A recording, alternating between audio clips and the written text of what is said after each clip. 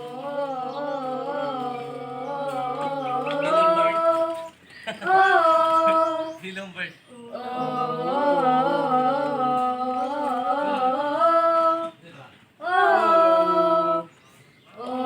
lahat ng nandito, sabay-sabay tayo, tayo. 1, 2, 3, 4. Let me hear you stamp the floor.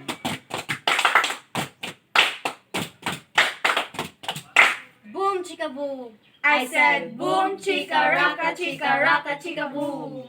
I said boom, chicka boom. I said boom, chicka raka, chicka boom. From the east to the west, we'll show you our best. To the north, to the south, together we will shout. Go Group 3! Good morning everyone and good morning to you, Sir Don.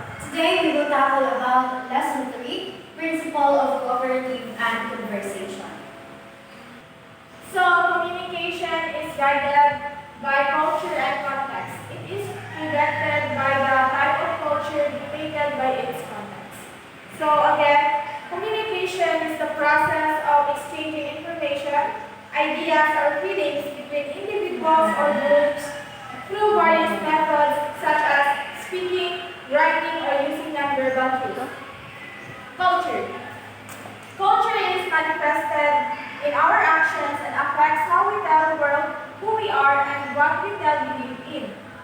It is also the basis to how we behave in a certain communication context.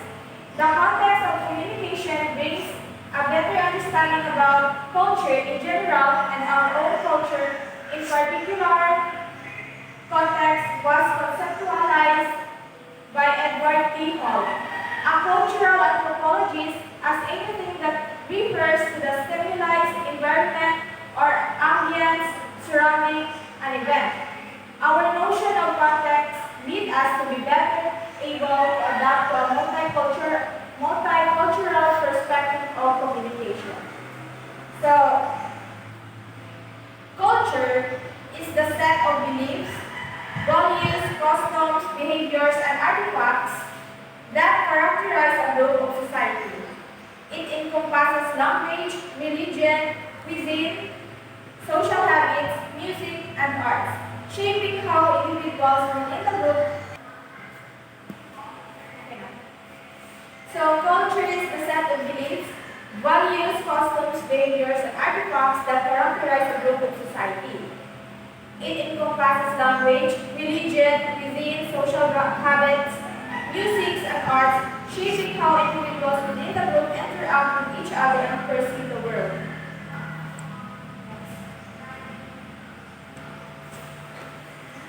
So, verbal communication is always accompanied by nonverbal cues such as gestures, facial expressions, and other body movements that add to what you are saying in different ways. So, example, American versus Japanese.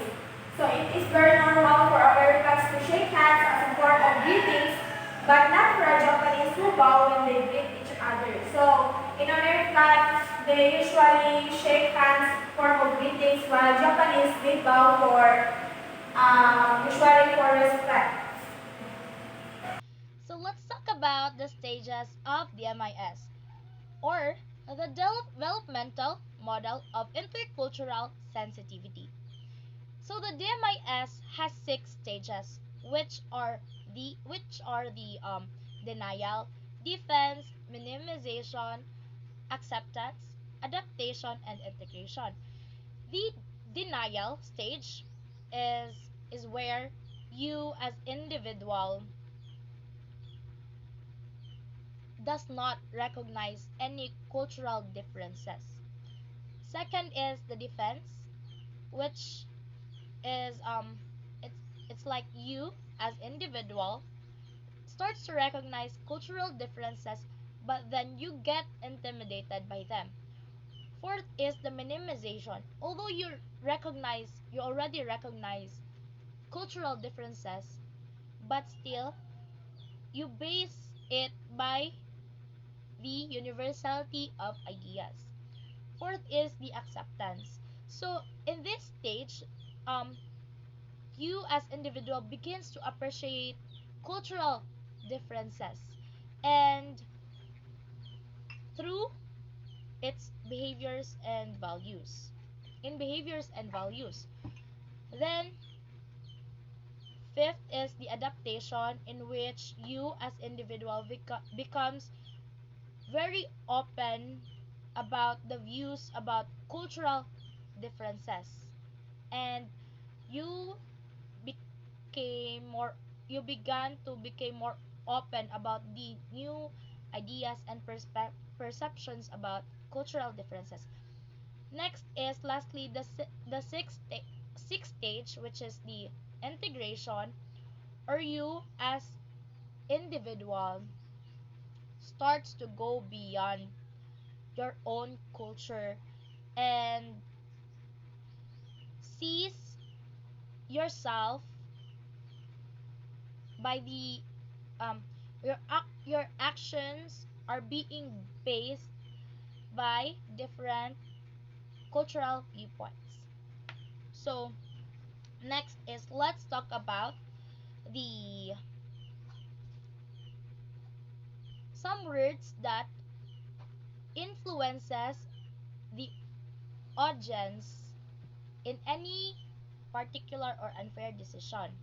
So there are sexist language and there are neutral. So these are the examples of it. First is the chairman. Instead of using chairman, let's use the word chairperson. Second is salesman. Instead of using the word salesman, use salesperson instead. Instead of using congressman, use legislator instead. Instead of using the word spokesman, you use the word spokesperson. Instead of using the word foreman, you use the word supervisor. Instead of using the word stewardess, you use the word flight attendant. Instead of using waitress, use the word server. Instead of using policeman, you use the word police officer. Businessman, business executive, manpower, workforce, and so much more. Mineral segment. So you need to communicate effectively if roles and norms of communication are abundant. A is shaking hands. In the Philippines and America, the cultural gesture of shaking hands upon greeting is considered the norm way during a person-to-person introduction. In fact, if used a handshake is considered a very rude gesture. In Saudi Arabia, you can shake a man's hands after meeting him, but you cannot shake a woman hand at all in a greetings. Next. B is a hockey sign.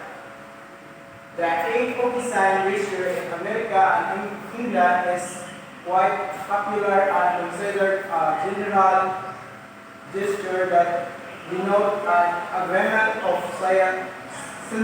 sentiment. However, this gesture in Brazil is the equivalent of using your middle finger. Likewise, this sign is taken as an insult in most Latin American countries, Australia and France.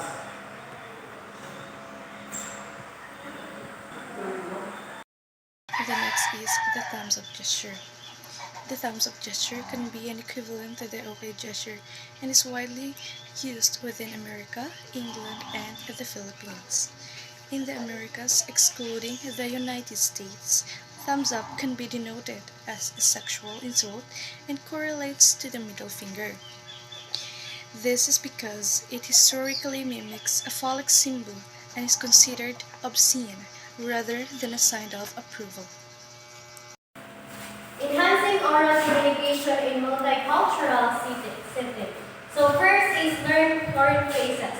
So learning basic phrases in the languages of people you are communicating with can help to establish a rapport and show respect for their culture.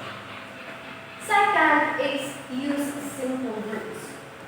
So using simple words, clear languages can help to avoid misunderstandings and to ensure that your message is understood. So, third is speak slowly and enunciate clearly. So, when you are communicating with someone, you speak clearly and enunciate clearly so that your message or or some, for example, you're communicating with someone. So, if you are stop the game. Okay. If you are talking with someone, initiate clearly so that your message can understood the reader or the listener. So, the fourth is observe eye messages. So when you are talking with someone, use eye contact so that your message or your speaking can help to understood the listener. Fifth is encourage accurate feedback. Encourage accurate feedback. So encouraging the person you are communicating with to provide feedback can help to ensure that your message is understood correctly. So check frequently for comprehension. Regularly checking in with the person you are communicating with can help to ensure that your message is being understood as intended. 7 is accept blame. Taking responsibility for any misunderstanding or errors in communication. Listen without interrupting. Practicing active listening by giving the person you are communicating with your full attention and avoiding interruptions can help to create more open and respectful dialogue. So 9 is smile when appropriate. So smiling can help to create a positive impact and welcoming atmosphere, which facilitate more effective with communication. Follow up in writing.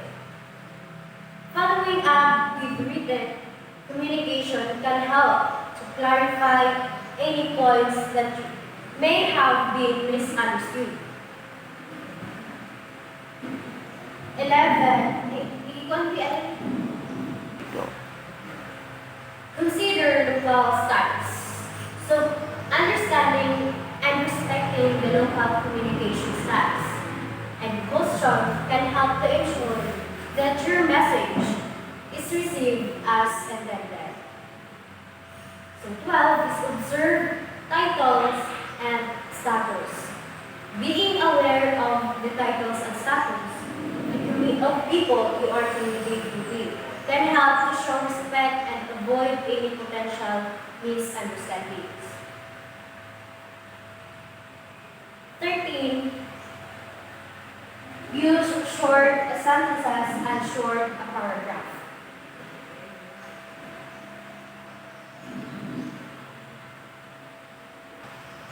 14. Avoid ambiguous expressions. Avoiding ambiguous or confusing expression can help to ensure that your message is understood. And 15 is idioms. Understanding idioms and expression can help to avoid misunderstandings and ensure that your message is received. 16 is figurative glitches. Understanding figurative language such as teachers, can help to avoid misunderstandings.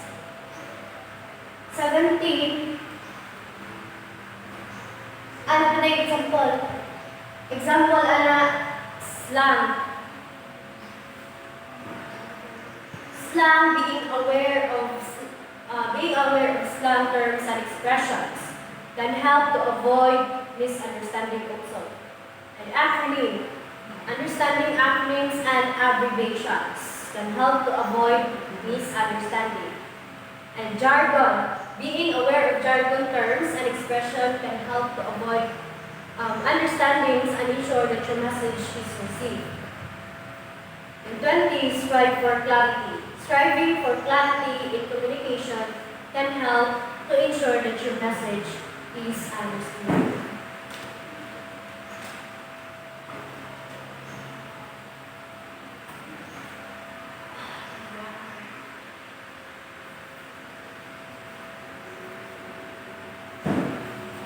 Next is grammar.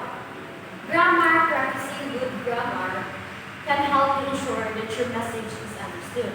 Grammar is very important in our communication so that the listener can understand your message directly. And cite numbers carefully. Citing numbers carefully can help to avoid misunderstanding and to ensure that your message is received. Spell out. Spell out numbers and acronyms can help to avoid misunderstanding.